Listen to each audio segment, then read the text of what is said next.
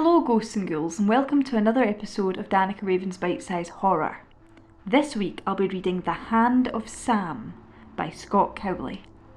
If you're sitting comfortably, we shall begin. It was the 23rd of August, 1870. I remember the day because it was the celebration of the life of William Wallace. I was heading to local celebrations where I planned to meet my friends. The monks would gather there from their priory in Kilbarchan and say prayers with the people to celebrate the Scottish hero. As I reached the memorial and watched the monks give their prayers, my eyes crossed the crowd. Everyone had their head bowed in prayer. In the background, I seen old Sam, the gravedigger, standing beside an old oak tree. Old Sam was a big, tall man who was always lurking in the shadows with his big shovel and lantern, with his hat always hiding his eyes. People say that grave robbers took his eyes so that he couldn't catch them. His hat was rolled up in his hands, but he never had his head down. It was as if he was watching over the crowd for the next guest to his graveyard. Suddenly, it was as if he heard my thoughts, and he started looking straight into the darkest part of my mind with his pale eyes. I tried to avoid eye contact, but it was too late. It sent a cold shiver of awkwardness up my spine. I could feel the hairs in my arms standing up. I tried to draw attention to elsewhere when I was suddenly grabbed from behind. It made me jump out my skin. It was Benjamin. Benjamin laughed out loud, only to get attention from the crowd. Thinking it was about time to go, both of us, with our heads bowed, tried to sneak away, only for us to turn round and see big, shiny boots and black trousers. I slowly looked up. It was Constable Owen, looking down on us. Oh no, I thought. He said, "Away with you both," only to grab me by the arm, pulled me close, and he said, "You leave old Sam alone." I never did anything, Constable Owen, but I couldn't stop my eyes from looking to the side where old Sam was standing. I watched him put his hat on, then he quickly turned to leave in a fast manner. As he did, he tripped over some chairs and fell to the ground. He knocked over an old lady and a gentleman. As soon as people in the crowd seen what happened, they rushed to help him. That made Sam stumble even more. Constable Owen shouted, "Damn you, man!" then started blowing his whistle. As he took his hat off, he turned to us and he said, "Stay bloody away from that graveyard. I'll be speaking to your parents later." Constable Owen gave chase after old Sam and began telling everyone, "It's okay, carry on with the service, everything's in hand." We rushed to watch what was happening. Constable Owen soon caught up with old Sam. He had hold of him, but couldn't hear what he said. The constable started blowing his whistle. Soon police horse and cart came. They put Sam in the back of the cart, turned round and headed towards us. As it passed, old Sam was holding onto the bars, shouting with a terrified scream, "I'll get yez, you're gonna die." I could feel the fear rush through my body, only to hear Constable Owen shouting at both of us, "I'm no gonna tell you again." Waving us away with his baton, we both took off through the crowd and made our way to the celebration at the Wallace Tavern. It wasn't far from where William Wallace's birthplace was situated, for on that date Wallace Tavern got its new shipment of Milton Distillery whisky. As tradition, after prayers were said, the people would gather at the tavern for the opening of the first barrel of whisky. The street was filled with men, women and children. Old Farmer Brown would bring his prize cow and milk it for us to drink. Farmer Brown's wife had a stall where we could have a cup of soup. It was delicious with fresh butter bread. We weren't allowed white bread in town because bakers were caught putting plaster that was meant for the walls into the bread to make it look all white and fresh. But it was making everyone ill, and many children had died from it. Mr. Johnson had a small stall for roasting chestnuts in a fire drum, and he'd stand there cranking it round all day long. It'd fill the air with a sweet smell of chestnuts. The women from the local church had stalls where we could have rock cakes and butter bread. It was funny watching the children try to make away with a cake or an apple, only for old Lady Montgomery to give chase. There was no escaping her. She was a very proper but also very fast lady.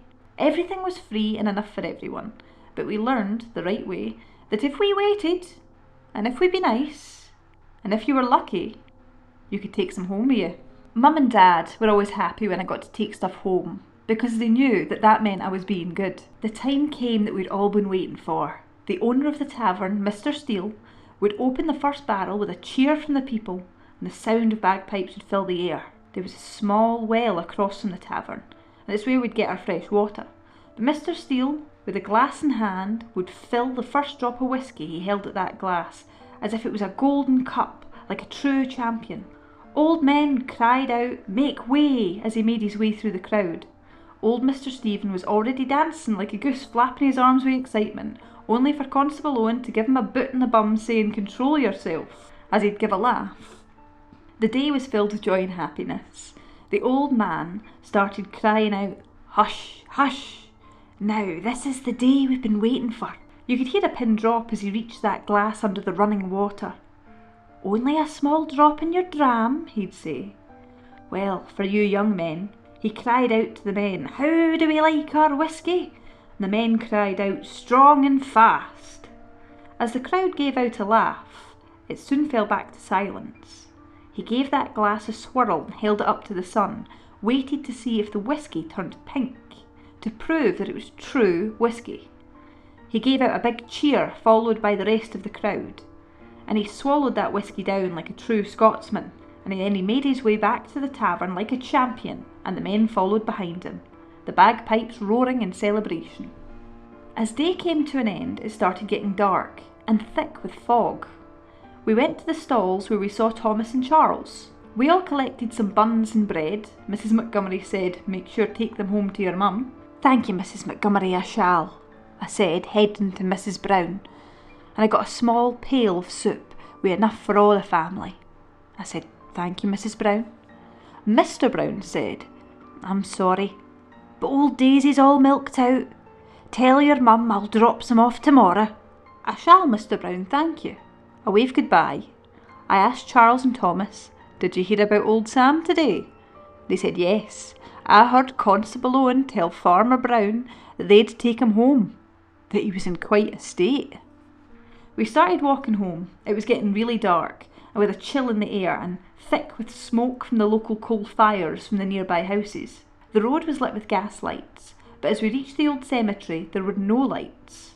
It was dark, thick with smog, that would send shivers up your spine. There was a small path with a big wall that surrounded the cemetery. No one dared walk through the cemetery at night, because tales of grave robbers were still deep in people's minds. So having a giggle, Benjamin dared us to run through the cemetery. Charles and Thomas said, "I'm not doing it, are you crazy?" But Benjamin winked at Thomas, and Charles with a smile, and we agreed that me and Benjamin would do it together. I was not happy about it, but I handed over my buns and my wrapped up bread and my pail of soup and handed them to Charles. "Please don't eat them. They're for my little sister and my brother." You could feel Benjamin's excitement as we reached the wall and prepared to jump over. I was still the youngest one, so I was always keen to fit in, but I knew my dad would beat me till the sun came up if he knew about this. Thomas and Charles said, "We'll meet yous at the other side." Okay, I agreed. Ready, steady, go. But Benjamin pushed me as a laugh and said, "I bet you that I'll win." I fell over to the amusement of Thomas and Charles, but I sprung back to my feet and I jumped over the wall like a jackrabbit. As I jumped over, I knew this was wrong. So I started shouting on Benjamin to come back, only for him to give a wave and tell me to come on. Then he disappeared through the smog. I jumped back over another part of the wall, only to see light moving through the graveyard. Oh no, it's old Sam. Benjamin started running through the gravestones so fast. The smog was so thick in the air that it looked as if he'd had to push through the air. Suddenly he ran into something that made him fall backwards onto the ground. Then there was a bright light shining down on his face. It was old Sam. Sam grabbed Benjamin with a hand as cold as death itself. The grip was so tight he had to fight to free himself from the cold grasp. Sam started shouting, "I told you to stay out of here. You have to leave this place. They will kill you." He was so angry. Benjamin ran as fast as he could but kept tripping and falling over the gravestones. The smoke was so thick that he lost his way, so he began to hide behind the gravestones. His heart was racing so fast with fear of getting caught, he lay in wait in silence. We could hear old Sam shouting as his light cast shadows upon the gravestones, making them look 20 feet tall. Everyone was scared of old Sam, so we ran as fast as we could. "What about Benjamin?" Thomas cried. "We can't leave him." I said, "Don't worry, he'll make it out of the other side." So we made our way round to the other side of the cemetery, but there was no sign of Benjamin. We waited, and we waited, and Charles said, "He couldn't have beat us." "Well, he was running really fast," they said with a nervous look. "I bet you he's made it out before us, and he's gone home." We began shouting on Benjamin, but we got no reply, only to be answered with a big crash. Oh God, it was old Sam, shouting with a loud voice, "I will catch you. No one belongs in my graveyard." I guess that's why he always walked the graveyard at night, with his lantern casting dark shadows on gravestones, waiting for his victims. I said, "Come on, I bet you that he's run home already." So we left, leaving the cold dark graveyard behind us.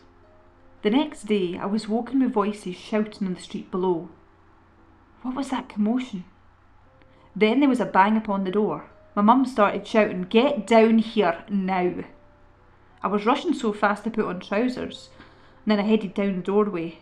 There stood the constable with Benjamin's mum. She was shouting in anger, "What have you done to my boy? He never came home." Wait, what?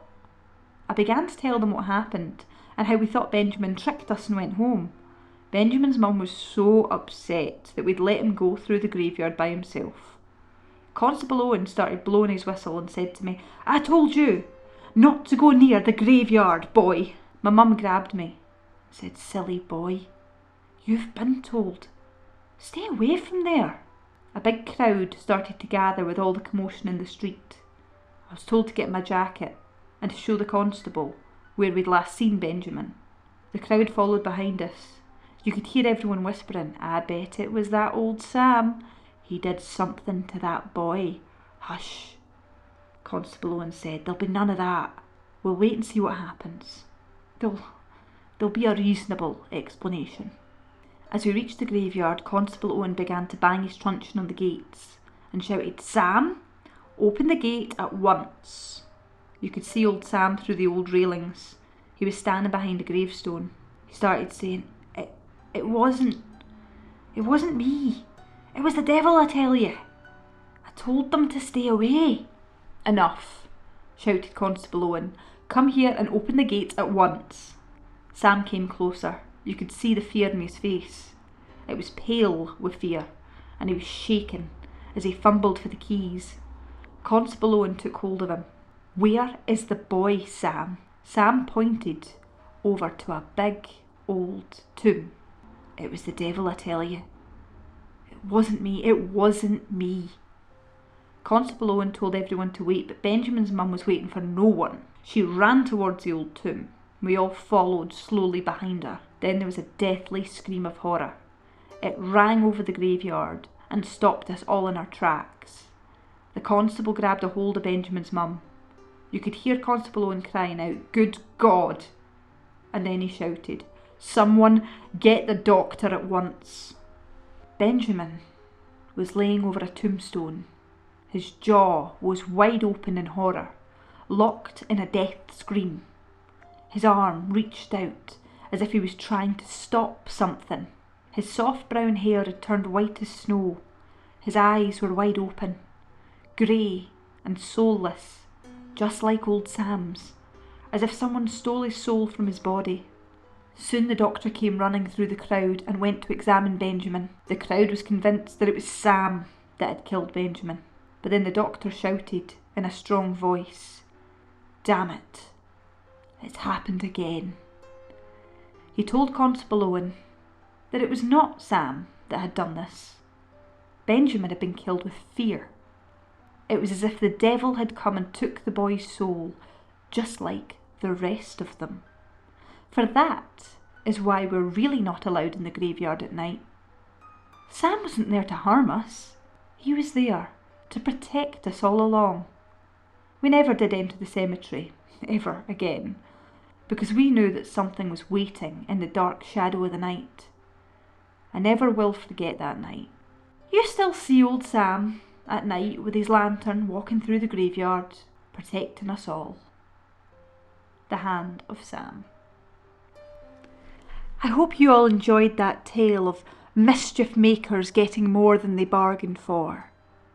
Don't forget to check out our other stories on Podbean and YouTube. And please send in any spooky stories of your own.